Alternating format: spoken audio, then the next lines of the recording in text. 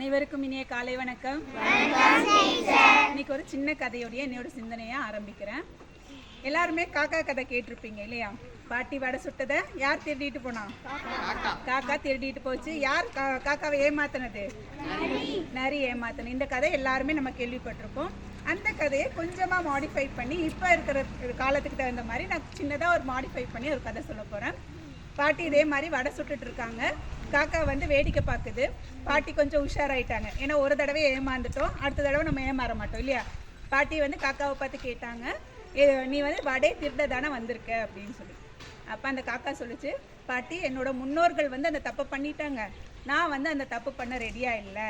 நான் என்ன பண்ணுறேன் அப்படின்னா, உங்களுக்கு ஏதாவது சின்னதாக ஒரு வேலை செஞ்சு கொடுத்துட்டு நான் உங்ககிட்ட கூலியாக ஒரு வடை வாங்கிக்கிறேன், எனக்கு ஏதாவது ஒரு வேலை கொடுங்க அப்படின்னு கேட்டுச்சு. உடனே பாட்டி என்ன சொன்னாங்க அப்படின்னா, எனக்கு அடுப்பு எரியறதுக்கு விறகு இல்லை, அதனால நீ என்ன பண்ணுற, எங்கேயாவது போய் மரத்துலேருந்து கொஞ்சம் விறகு, காஞ்ச விறகு கொண்டு வந்து கொடுன்னு சொன்ன உடனே காக்காவும் என்ன பண்ணிச்சு, ஒவ்வொரு பக்கமாக பறந்து போய் கொஞ்சம் கொஞ்சமாக சுள்ளி விறகுகளை கொண்டு வந்து பாட்டியோடைய இடத்துல கொண்டு வந்து போட்டுச்சு. பாட்டி ரொம்ப சந்தோஷமாயி காக்காவுக்கு ஒரு வடையை கொடுக்குறாங்க. இந்த வடையை தூக்கிட்டு நேராக காக்கா ஒரு மரத்து மேலே போய் உட்காருது. அந்த நேரத்தில் தான் யார் வந்திருப்பா? நரி வந்துச்சு.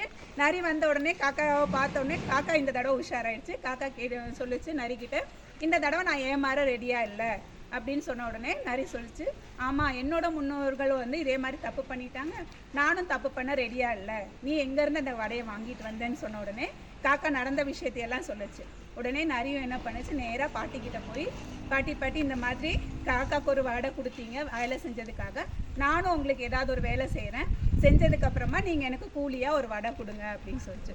உடனே பாட்டி சொன்னாங்க, பக்கத்தில் கிணறு இருக்குது, அங்கேருந்து கொஞ்சம் தண்ணி கொண்டு வந்து என்னுடைய இந்த டேங்கை வந்து நீ ஃபில் பண்ணிடு, நிறச்சி கொடுத்துருன்னு சொல்லிச்சு. உடனே நிறைய என்ன பண்ணுச்சு, நேராக ஒரு சின்ன பேக்கெட் எடுத்துகிட்டு போய் கொஞ்சம் கொஞ்சமாக தண்ணி கொண்டு வந்து அவங்க வச்சுருந்த அந்த தொட்டியை வந்து நிரப்பி கொடுத்துது.